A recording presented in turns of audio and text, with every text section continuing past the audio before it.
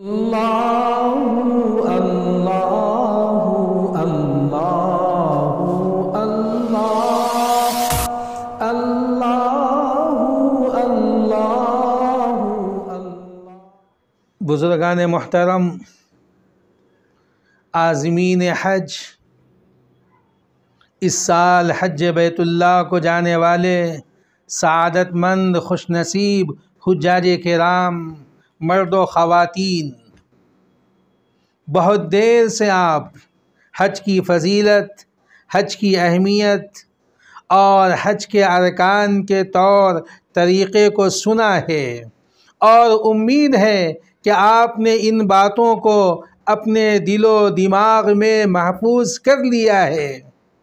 انشاءاللہ آپ اپنے حج کے ایک ایک ارکان کو صحیح طرح ادا کر کے اپنے حج کو حج مقبول اور حج مبرور بنانے کی بھرپور کوشش کریں گے۔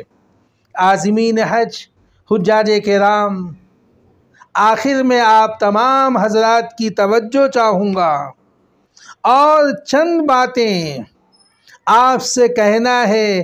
آپ توجہ سے سنیے اور دل کی تختی پر اسے لکھ لیجئے۔ آپ خوش نصیب ہیں، آپ سعادت مند ہیں۔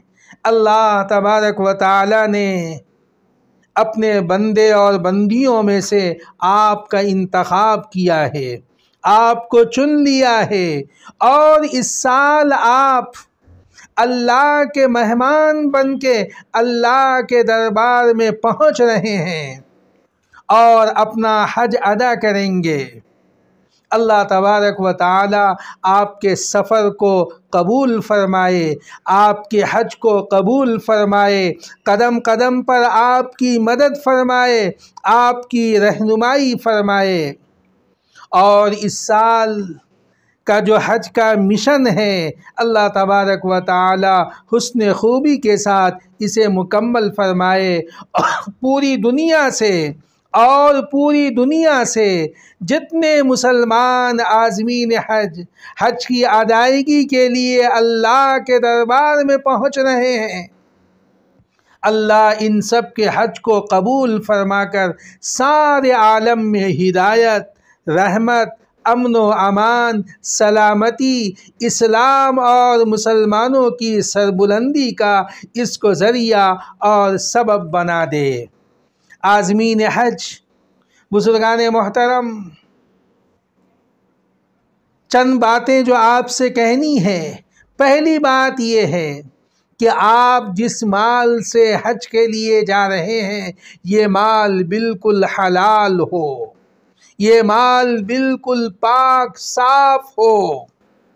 دوسری بات، آپ حج کے لیے جا رہے ہیں، آپ کی نیت میں اخلاص ہو، اللہ کو راضی کرنا آپ کا مقصد ہو، اور کوئی بات، کوئی نیت آپ کے دل میں نہ ہو۔ کہیں آپ کے دل میں یہ بات نہ آئے میں حج سے واپس آؤں تو لوگ مجھے حاجی صاحب کہیں، میرے نام کے آگے الحاج لکھیں۔ نہیں، اگر کوئی آپ کو حاجی کہہ دے، کوئی آپ کے نام کے آگے الحاج لکھ دے اس کی بلا سے، لیکن آپ کے دل کے نہا خانے میں کبھی کہیں یہ بات پیدا نہ ہو کہ لوگ مجھے حاجی کہیں، میرے نام کے آگے الحاج لکھیں۔ آپ اللہ کی رضا کے لیے اور اللہ کو راضی کرنے کے لیے حج کا سفر کر رہے ہیں۔ آپ ذرا سوچیں اور اپنے بارے میں یہ کہیں کہ میری حیثیت کیا ہے، اور میرا مال کیا ہے، میری جان کیا ہے کہ میں اس سفر کو کر سکوں۔ یہ تو اللہ کا کرم مجھ پر ہوا، یہ تو اللہ کا فضل مجھ پر ہوا کہ میں اللہ کے دربار میں اللہ کا مہمان بن کر حج کے لیے جا رہا ہوں۔ میری طلب بھی تیرے کرم کا صدقہ ہے، میری طلب بھی تیرے کرم کا صدقہ ہے، یہ قدم اٹھتے نہیں اٹھائے جاتے ہیں۔ عازمین حج، حجاج کرام، تیسری بات، آپ اچھی طرح سن کے رکھیں کہ حج سے پہلے صغیرہ کبیرہ گناہوں سے اللہ کے حضور سچی توبہ کریں، استغفار کریں، ندامت کے آنسو بہائیں۔ اگر کوئی کوتاہی حقوق اللہ کے سلسلے میں ہوئی ہے تو سچی اور پکی توبہ اللہ کے حضور، استغفار اور ندامت۔ اور اگر حقوق العباد میں، بندوں کے حقوق میں اگر آپ سے کوئی غلطی کوتاہی ہوئی ہے تو جس کے حق کی آپ نے حق تلفی کی ہے، اس سے معافی مانگ لیں یا پھر اس کو اس کا حق دے دیں۔ چوتھی بات آپ سے یہ کہنا ہے کہ آپ سفر حج پہ جا رہے ہیں تو سفر حج کی پوری تیاری کر کے جائیں۔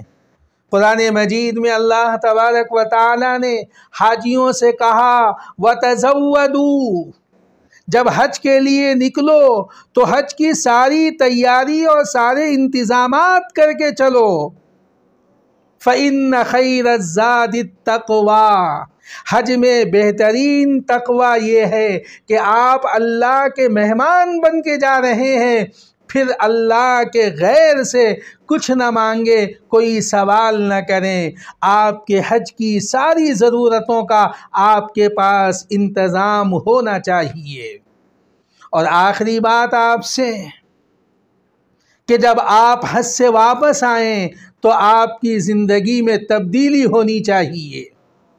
علماء کرام نے کتابوں میں لکھا ہے کہ ہر عبادت کی قبولیت کی کچھ نشانیاں ہیں۔ حج کی قبولیت کی یہ نشانی ہے کہ آدمی حج سے واپس آئے تو حاجی کی، حج کرنے والے کی زندگی میں کوئی تبدیلی ہو، کوئی انقلاب ہو۔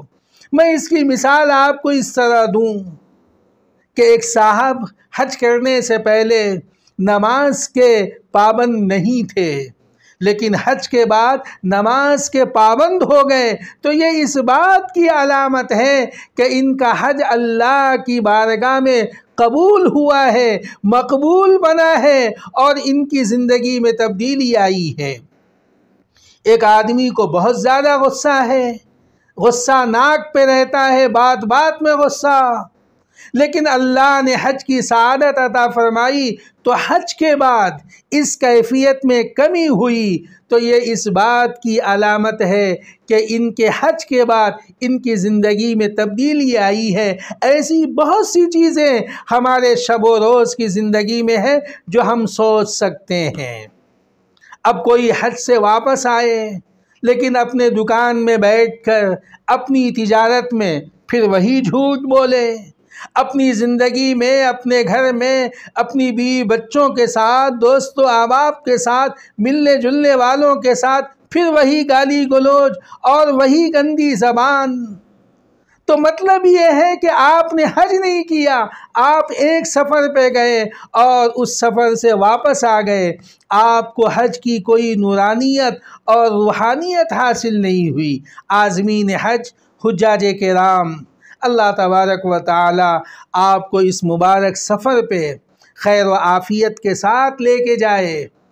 آپ جب مکۃ المکرمہ میں قیام کریں تو صحت و عافیت کے ساتھ رہیں، جب حج کے ایام آئیں تو آپ صحت و عافیت کے ساتھ حج کے ایک ایک ارکان کو پورا کریں۔ اللہ آپ کی مدد فرمائے، آپ کی رہنمائی فرمائے، آپ کے لیے سہولتیں اور آسانیاں پیدا فرمائے، ہر قسم کی دشواریوں سے، پریشانیوں سے اللہ تبارک و تعالی آپ کی حفاظت فرمائے۔ مقامات مقدسہ پر آپ جتنی دعائیں مانگیں گے اللہ تبارک و تعالی آپ کی دعاؤں کو قبول فرمائے اور آپ کی دعاؤں میں ہم سب کا اور پوری امت مسلمہ کا حصہ نصیب فرمائے۔ اللہ تبارک و تعالی آپ کو نیک توفیق عطا فرمائے، اور جب آپ مدینۃ المنورہ جائیں گے اللہ وہاں کے قیام کو قبول فرمائے، اور جب آپ سرکار دو عالم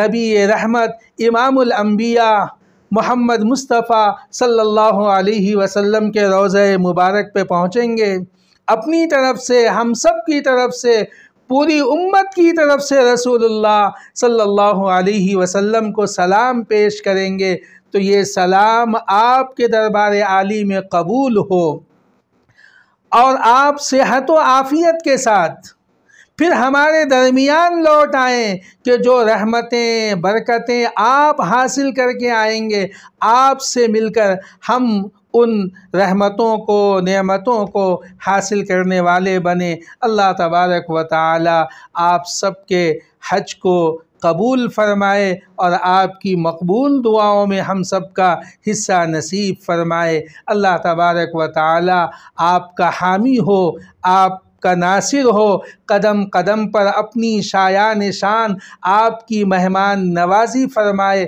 اللہ تبارک و تعالی ہم سب کو زندگی میں بار بار اپنے گھر کی زیارت نصیب فرمائے، رسول پاک صلی اللہ علیہ وسلم کے روضہ مبارک پر حاضری کی سعادت عطا فرمائے۔ وآخر دعوانا ان الحمد للہ رب العالمین، وصلی اللہ وسلم وبارک علی حبیبنا وسیدنا وشفیعنا ومولانا محمد وعلی آلہ واصحابہ اجمعین، والحمد للہ رب العالمین۔